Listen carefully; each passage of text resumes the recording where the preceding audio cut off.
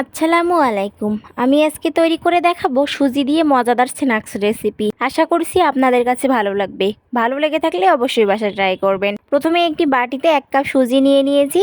এরপর দিয়ে দিচ্ছি হাফ কাপ পেঁয়াজ কুচি, ধনিয়া পাতা কুচি, কাঁচামরিচ কুচি, চাট মশলা 2 টেবিল চামচ, ভাজা জিরা গুঁড়ো 1 টেবিল চামচ, আস্তা জিরা কয়েকটি, এরপর লবণ স্বাদ মতো, লাল মরিচের গুঁড়া 1 টেবিল চামচ দিয়ে হাফ কাপ পানি দিয়ে দিচ্ছি।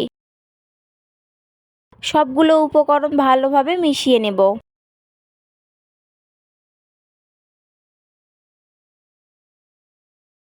সবগুলো উপকরণ মিশিয়ে নেওয়া হয়ে গেলে 10 মিনিট রেস্টে রাখবো।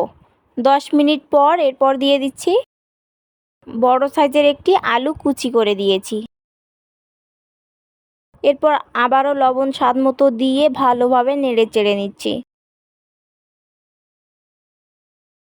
যার যার পছন্দ অনুযায়ী আলু কম বেশি করে দিতে পারেন। আমি একটি আলু দিয়েছি। সবগুলো উপকরণ মিশিয়ে নেওয়া হয়ে গেলে চুলায় একটি প্যান বসিয়ে তেল গরম হলে গরম তেলে স্ন্যাক্সগুলো ভেজে নেব।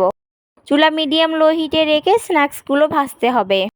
এপাশ ওপাশ ভালোভাবে উল্টিয়ে দিচ্ছি। যখন সুন্দর একটি কালার চলে আসবে তখন চুলা থেকে তেল ঝরিয়ে স্ন্যাক্সগুলো নিতে হবে। আমার রেসিপিটি ভালো লেগে থাকলে লাইক, কমেন্ট, শেয়ার এবং সাবস্ক্রাইব করার অনুরোধ রইল। আশা করছি ভালো লাগবে। ভালো লেগে থাকলে অবশ্যই বাসায় ট্রাই করে কমেন্ট করে জানাবেন কেমন হয়েছে। স্ন্যাক্সগুলো সুন্দর একটি কালার চলে এসেছে। এখন তেল ঝরিয়ে নিতে হবে। আমার রেসিপিটি কে কোথা থেকে দেখছেন অবশ্যই কমেন্ট করে জানাতে ভুলবেন না। এভাবে সুজি দিয়ে স্ন্যাক্স বানালে খেতে তো অসাধারণ লাগে।